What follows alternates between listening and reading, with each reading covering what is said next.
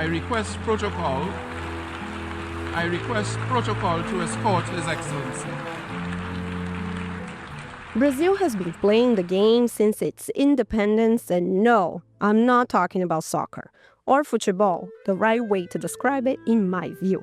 No, I'm talking about the international political game and sitting at negotiating tables to shape, well, world order. And the place for Brazil to play this game has always been multilateral organizations. What's the first country to speak at the opening debate of the General Assembly every September in the United Nations? Como não me canso de repetir, o Brasil está de volta.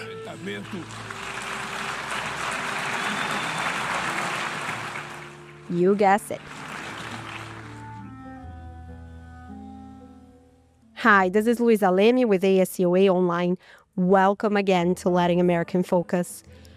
Foreign policy is a big deal for Brazil. And recently, you may have heard about the country hosting big meetings. The G20 Summit last November, and this year, the BRICS Summit in July in Rio, and COP30 in November in Belém do Pará, where the world will come together to negotiate their commitments to cut greenhouse gas emissions. 2025 is a tricky year to hold all these meetings, when uncertainty and big players like the United States may be absent. And that's what we are talking about today. Could President Lula work with the BRICS, the EU, the United States, and the Global South? How does that work when big players like the US are just, well, not interested in playing the game? Can Brazil lead the world into implementing carbon emission goals at COP30? Brazil leadership was always contested. It's not obvious, self-evident. In certain cases, I think it's very welcomed. In other cases, there is competition. But Brazil has been historically a driving force of regional integration. The fact that Brazil is willing to construct, to build something with the region, it's a good sign. That's Laura Trajber Waisbich. She's the Deputy Director of Programs of Igarapé Institute and a researcher of Brazilian foreign policy. We spoke about Brazil's goals, the future of multilateralism, and the challenges around the world and at home for President Lula to make Brazil a world leader like he thinks it should be. You're listening to Latin America in Focus. Latinoamérica en Foco. América Latina em Foco. A podcast by America Society, Council of the Americas on politics, economics, and culture in the region. Laura, thank you so much for coming to Latin American Focus and talking to me today. It's really a pleasure to be here. Thanks for the invitation. Can we start with you giving a brief explanation of Brazil's foreign policy direction and how this year of uncertainty has been affecting that approach? Yes. So we live in an interesting moment, both for the Brazilian foreign policy and for the world and multilateral arenas and processes. Domestically, we're living in a moment where the new government was elected in 2022 and has developed a sense of transformation or reform of the existing foreign policy along the lines of reconstruction.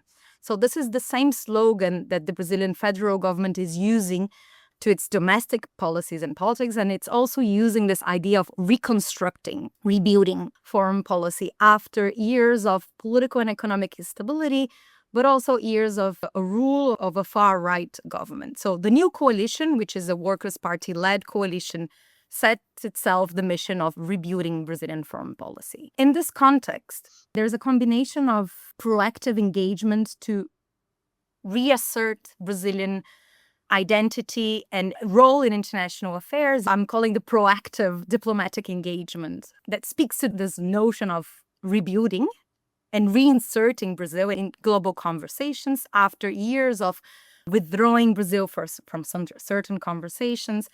It's a willingness to play a more active role on arenas that the current government believes that Brazil has something to say to the world.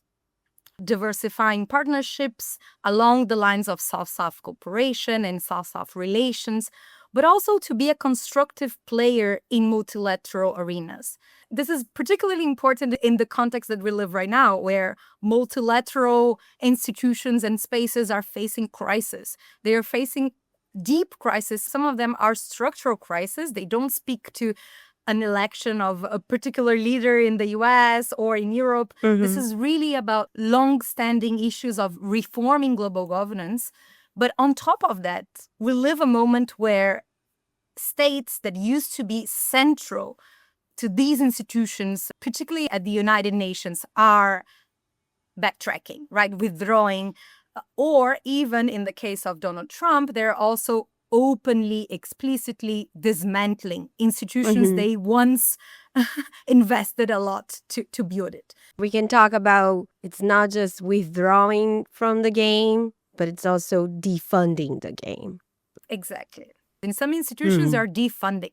In some institutions, there are fighting from within to change mandates. In other institutions, like the Paris Accord, the climate change framework, the UNFCCC, then they decided to withdraw, right? So there is a combination of different strategies of non-participation or changing from within or fighting the system. So that's the context where we see strategies of getting Brazil to be recognized as an important country in different spaces. Could be the UN Security Council, could also be the G20 among major economies. But you also see a strategy of fostering global conversations on issues that the Brazilian government cares about. And this could be fighting hunger and poverty. This could also be, right now, climate change and the role of tropical forest and forest conservation in securing a viable future for everyone. This doesn't come just because the US administration changed, right? We need to clarify. Like, Brazil has advocated for the reform of bodies like the Security Council of the United Nations before that. Exactly. There's a long-standing conversation that goes back to the early 2000s about the ways in which global governance, multilateral institutions, and here we're speaking about the UN system and all its different bodies, but also international financial institutions do not represent the geopolitical, the economic realities of today's world. Countries like Brazil and others have been advocating in different ways for multiple reforms. The very creation of groups like BRICS, but also G20, respond to this call for greater representation of countries, mostly emerging economies and developing countries in the global south. This has been an ongoing conversation, and Brazil plays a key role in that kind of rethinking global governance. In the Brazilian case, it was never about destroying the existing institutions, it was reforming. Brazil has been, across history, and particularly in this last 20 years, as I was saying, a constructive player, a critical friend. In many ways, it was this kind of innovation had to include recognizing Brazil as a player. There is a kind of self-interest embedded. This reform had to recognize the role of countries like Brazil. But it was not only about Brazil or exclusively about giving Brazil a voice, although this is definitely there, right? So what we see right now is that other actors are talking about reform, but the ways in which Trump is envisioning reform, it's not the same. What we see right now, maybe, is a clash of reform conversations. One is coming from the very core of the system, the US, in ways in which it would then reform, potentially to dismantle, right? To make it very different. And the other one is the ongoing conversation of countries like Brazil and others that have been calling for at least 20 years that these institutions need to be more reflective, more responsive of the needs and preferences and aspirations of the global south. You said in a previous article that multilateralism is on life support, right? We were talking about the vision of funding and how such a actor like the United States, who helped create all this, it's withdrawing. And that Brazil could be the answer to keeping this type of policy, this view of multipolar world order alive. What is it special about the country that can put it in this position? Can Brazil really do this? Is the country better positioned now in this year of uncertainty? You're going to take me to a conversation about international identity and soul-searching questions about countries in the world and the place they occupy in the world. But let me just flag a couple of things. One is there's an interesting dimension of Brazil's role in the world that speaks to geography and history and culture. Latin America in general, by the way, occupies this interesting bridging space, liminal space, hybrid space, as some academics will say, between the traditional Western world and the New World, also the Global South. Well, the categories have changed over time, but Latin America, through history and even the very history of colonization, decolonization in the Americas, and the history of these countries and their contributions to, guess what? The formulation and the construction of the United Nations. At a time where most of the Asian and African countries were not there independent, they were colonies, but Latin Americans were. So the Global South, in the very beginnings, in the 40s and 50s, were Latin American countries. Not exclusively, but the bulk of the Global South voice at that time. And these were countries that contributed to create these institutions that right now, sometimes wrongly so, I think, we call it Western institutions. I'm not denying the power asymmetries. There is definitely a kind of Western-led dimension to it in the funding, in the staffing of institutions, but there's also normative agency. And in IR, international relations, we say there is entrepreneurship, right? Norm and policy entrepreneurship coming from Latin American countries since the beginning, Uruguay, Chile, Mexico, Brazil, and others. So these countries, the place that Latin America and Brazil occupies in the world, it has been a bridge between those worlds. And it's not uncommon to see domestic foreign policy debates every single year, including right now in Brazil, where leaders and authorities would say, we do belong to the West. And that's an interesting hybrid position. We are Western and Global South, and we are developing. But why are you saying that we're not Western? That's why I said there's an identity politics playing out here that is interesting. So Brazil is Western at the margins of the West. It's also Global South. It's also developing. It's also Latin America. And it's also a forest country. So we can, add layers and layers of international identity. So that's the first point. The other one is more strategy. It's also about how different political leaders, political elites, economic elites, mobilize these identities in the world. And supporting multilateralism has been a core pillar of Brazilian foreign policy for very long. It has also been a very important pillar for many other Latin American countries. And multilateral institutions are the weapon of the weak. If you want a world where other countries are not colonizing you, that are keeping your territory safe, they are not violating territorial integrity, they're not sanctioning, you have to tame power. And institutions, multilateral institutions, are one of the weapons that countries can use to tame power. And then the final point, which I think speaks to a debate that is ongoing within Brazil, within the foreign policy elites, is whether or not Brazil should play an even more proactive role. What kind of partnerships and strategies Brazil should adopt, whether or not pursuing prestige and status and recognition, including belonging to the Security Council or other higher tables, whether this is useful. And then you have debates and disputes, which I think it's very healthy. Certain political groups will say, no, this is not what we should pursue. We should pursue just hard economic interests or better relations with certain countries in the region, the US, Western powers. Others would say no. Being recognized is a fundamental foreign policy objective and we should pursue it. There's a difference in degrees. The Workers' Party has, in different ways, more proactively pursue this kind of quest for recognition and prestige, and also for a very active multilateral role.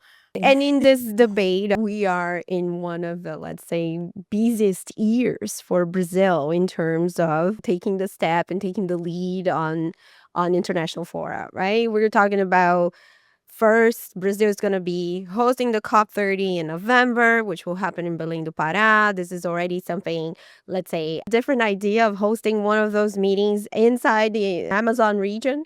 But before that, in July, we have the BRICS Summit, and Brazil is leading the BRICS this year. This time, we are also talking of an expanded BRICS, the BRICS Plus, Indonesia joined this year as a 10th member, and there is an additional group of Global South partners that has more than a dozen of countries.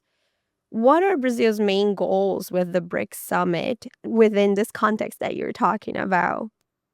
That's interesting. So BRICS as a construction, as a geopolitical project, has been there for at least almost 15 years. It's almost part of everything that you've been explaining now. Like the world doesn't work exactly the way that post-second world works, and other countries are very important economies and they need to play a bigger part. But now we're talking about a very different BRICS. The countries in this group decided to get together informally in a very kind of issue-based and ad hoc manner.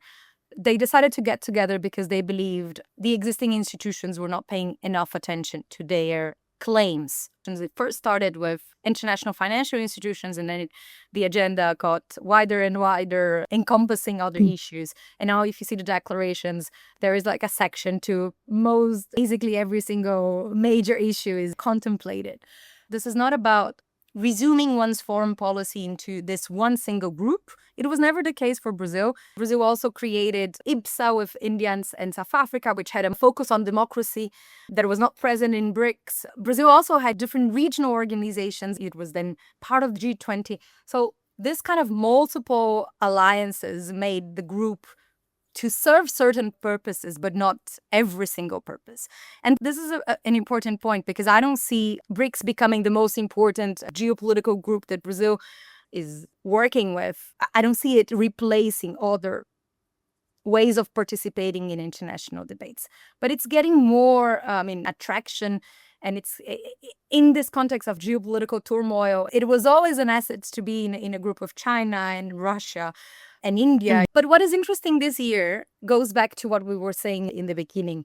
The tectonic plates are shifting, and there is obviously animosity, rivalries, and tensions and wars that generate complexities for Brazil to belong to a group like this. And you see this effort by diplomats and the presidents to keep repeating what I just said. This is not about either or. This is about and. We're not replacing, we're not abandoning our good relations with the West. Yeah. Being in the US and following news about BRICS summits with an eye to Latin America and to Brazil and looking at the Brazilian press, I think it's fair to say that the perception of the BRICS right now is that China and Russia are trying to turn the bloc into a rival to the West. Or how much do you think the BRICS are a risk for Brazil goals then because of that perception?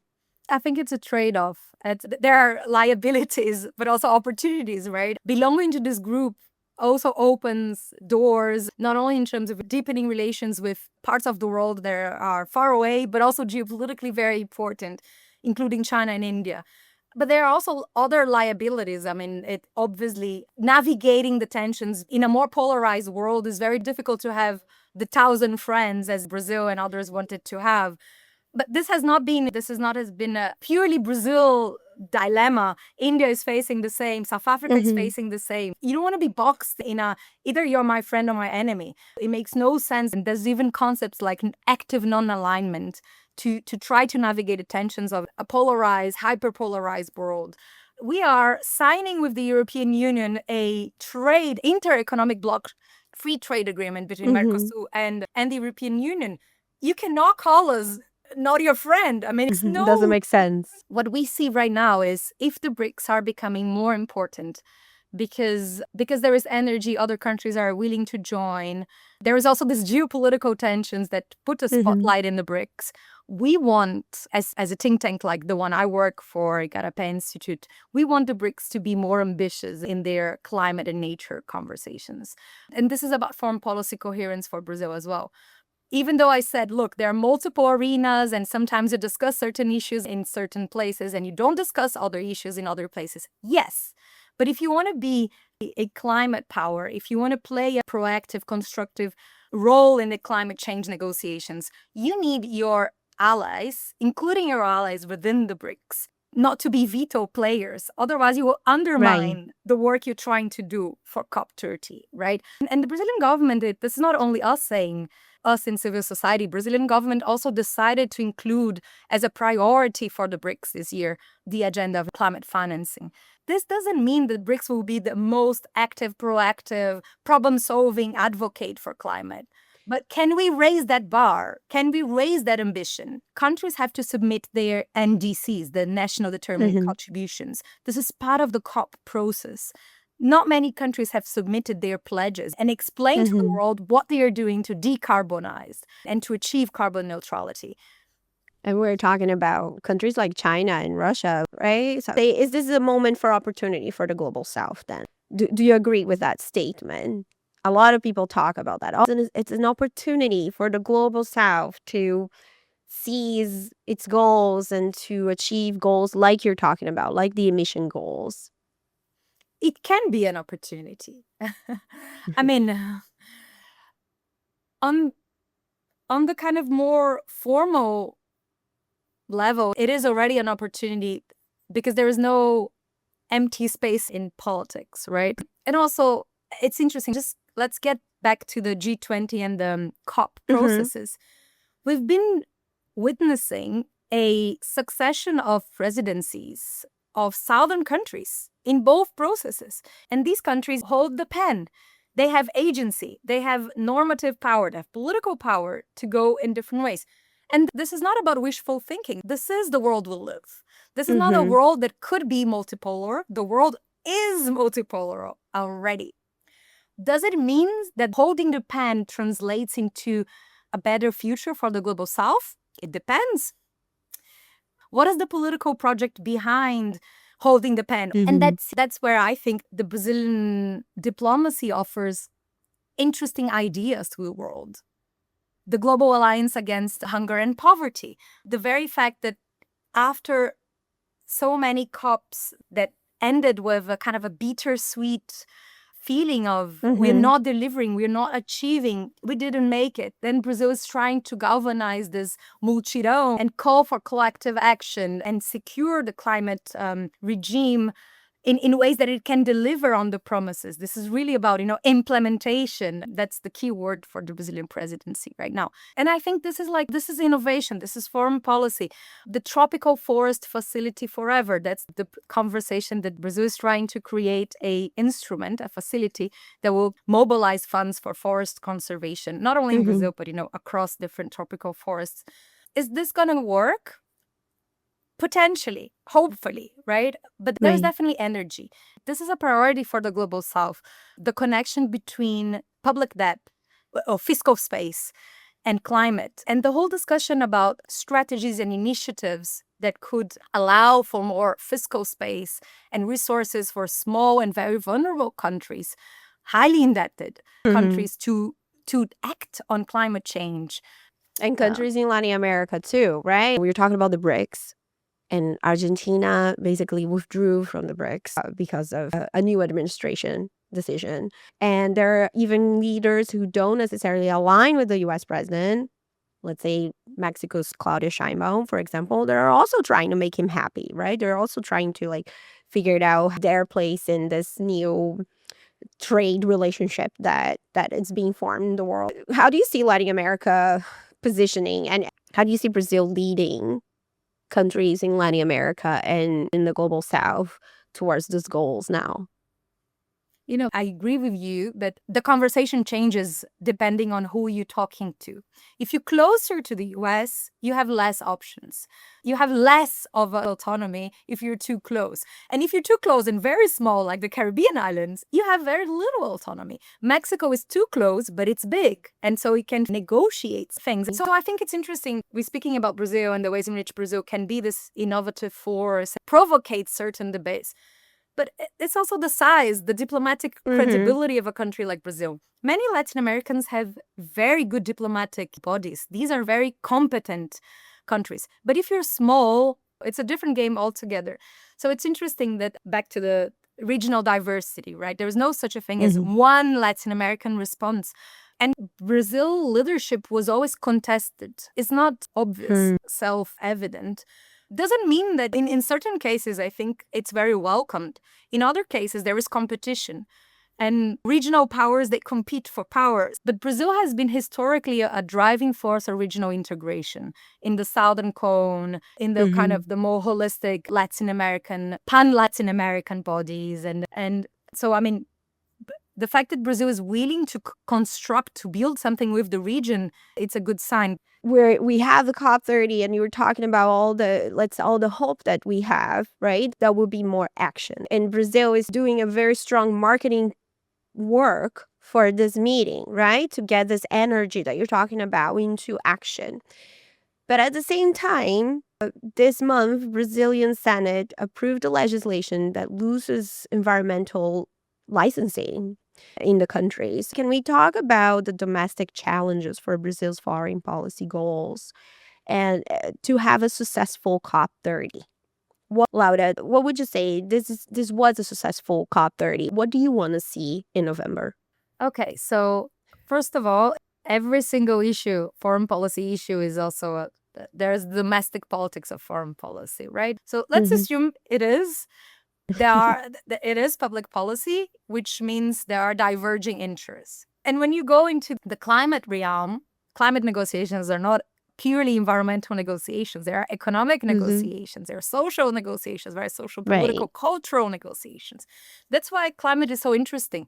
It's a completely all-encompassing issue. Even though, it is born from the kind of the ecosystem of environmental agreements is actually way broader than that. And that kind of explains the politics of going back to what I was mentioning. Countries are not submitting their NDCs. And they're not submitting because the moment that you commit to decarbonize, you're going to have winners and losers. Yeah, it's a big trade-off. You're deciding who are the sectors that you're not going to support anymore. They're not going to. And this is not only about a private sector, quite on the opposite. This is about public finance that has been historically invested to allow for certain sectors to thrive. Oil and gas, carbon-intensive agribusiness, these are losing sectors in the climate narrative. So back to the kind of economics, then it becomes easier to understand the politics because the different interests are represented in Congress, also within the government. Every single country has its own internal politics. And this might be more or less reflected in the foreign policy, but most of the time, the speed of this transition towards neutrality, it's conditioned by the domestic disputes. And our development model is really about agro exports. We have been commodity-based exporters for very long. And so it speaks to the heart of how we have been growing for the past decades. We can still export our commodities if we change the way we produce. And there is technology for that.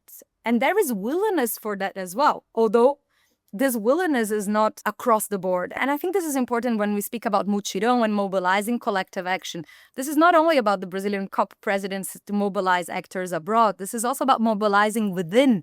I mean, there is one COP innovation here that is to create circles of presidents to mobilize international support, but there's also climate envoys. And this envoys, many of them are working within Brazil to mobilize the private sector, to mobilize the financial sector, to mobilize youth, to mobilize indigenous peoples, because the innovation is to create a mobilization at the international level, the circle, what they call the circle of presidencies.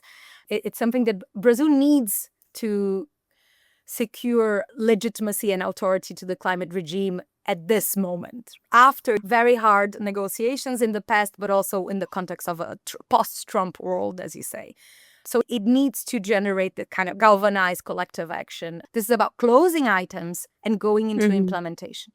So having countries submitting their NDCs, this will be a goal. Brazil has one deliverable, which is the 1.3 trillion. There is a roadmap called Roadmap Baku-Belém to mobilize $1.3 trillion of climate finance every year until 35. That's an interesting and very challenging goal because Brazil has to generate this roadmap of how we're going to secure finance for developing countries, for them to implement their commitments. There's the North-South divide in there. And we live in a world where this North-South debate is very polarized. Brazil wants to move beyond and see and list all these possibilities of actors and sources of funding, including private capital, innovative financing mechanisms. It's super interesting what you're saying, because we were talking about how this is seen, also perceived domestically. And all of this is happening pre-election in Brazil. In a year where a lot of people ask if Lula will seek re-election or not. Can you talk a little bit about here of this context of a pre-election year, and how the COP30 is being, and this effort, this multirão, as you were talking about, is being perceived politically in the country? I should start by saying that the nexus between foreign policy and electoral politics has been uneasy for very long. For very long, there is no impact. Academic scholars in Brazil would say there is no impact on whatsoever. There is no correlation. No, people don't vote based on foreign policy issues. Throughout the kind of PT-led presidencies, because of this activism, the kind of expansionary dimension of very active diplomacy, it started to generate debates. And the political forces, the opposition at the time, PSDB, and even Bolsonaro, and later on in the new right, let's say, started to use foreign policy and certain kind of foreign policy issues then to differentiate themselves from the Workers' Party. Venezuela is a good example, right? Venezuela is the kind of the example of this kind of divide. Relations with the US was also another example. The very value of soft cooperation and soft relations is there a partisan debate around that. So yes, it's mobilized politically and in elections. But end of the day, foreign policies is just far removed from people's lives. And then I'm going back to COP because it's interesting. One of the objectives of the Brazilian presidency is to make COP matter for people's lives. And this is also about implementation, right? If this is only about states negotiating agreements and people don't see they're suffering, climate effects are there, extreme events are happening. The major floods in Rio Grande do Sul, a drought in the Amazon, so many different examples, heat waves in cities like Rio and São Paulo. I see what you're saying. Like, they're just trying to see the reality of like how COP30 is actually part of my life. And that's what the Brazilian presidency, the government is trying to do, is to say, yes, we are hosting this major event. And yes, there is prestige, obviously, because we are playing this active diplomatic role. But this is about people's lives. And so, I mean, I don't think it is disconnected from domestic politics. But I would caution against seeing as either the success or failure of COP and the kind of electoral prospects and political forces in different ways have crystallized certain positions around whether or not we need to decarbonize and how fast. Even to give justice to the complexity of it, even sectors like the agribusiness, you have people that are reforming from within. So yes, in Congress, you have a particular type of representation of what agribusiness interests are. But this is not to say that within that sector, there are not many people committed to doing differently.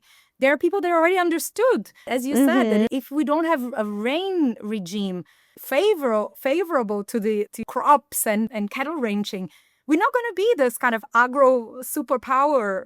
But what do you think would be the impact of if Brazil elect a government that it's not interested in multilateralism altogether again? Yeah, it could happen. It already happened once. And then it's happening everywhere across the world. But I think there is something there is to kind of end on a kind of more optimistic note. It is not because I want to be optimistic. It's because I do see it. There is a train that already left the station. The train of decarbonizing already left the station, even in the US. Then it's a matter of speed. There's a lot of energy and the whole technology revolution and renewables. The political problem is that we need speed because the effects of climate change are already there. And so that's the kind of a trade-off. I think you will see less and less the kind of open denial position although it's there as well. But I really think that there is ambition at the subnational level. There is ambition in the private sector. There is ambition within government in different arenas. I'm not denying the effects of dismantling public policies or just backtracking on commitments. But I think there will be pressure. If there is a different government that is not committed to this, there will be pressure. That's great. Laura, I could talk to you about all this for another hour. We really appreciate you coming to the podcast. Thanks for having me. Thank you for listening. I'm your host, Luisa Leme. This episode was produced by Chase Harrison, Gladys Gerbeau, and me. I'm the executive producer of the show. The music in this podcast is Acaçá by the Brazilian giant Dorival Caymmi and was performed by Ternoir Group for America Society Em Casa concert series. Find out about upcoming concerts at musicoftheamericas.org. And if you like the soundtrack of this podcast, consider becoming a member of America Society for preferential seating in all concerts here at 6080 Park Avenue in New York. If you're not in New York, become an AS member also to support the work we do. We will drop a link for you on the notes to learn more. If you listen up to here, check out other episodes of Latin American Focus at www.as-coa.org/podcast, or write us an email telling us what would you like to hear about. Share and subscribe at Apple, Spotify, YouTube, or whatever you get your podcasts. Opinions expressed in this podcast do not necessarily reflect those of America Society, Council of the Americas, or its members.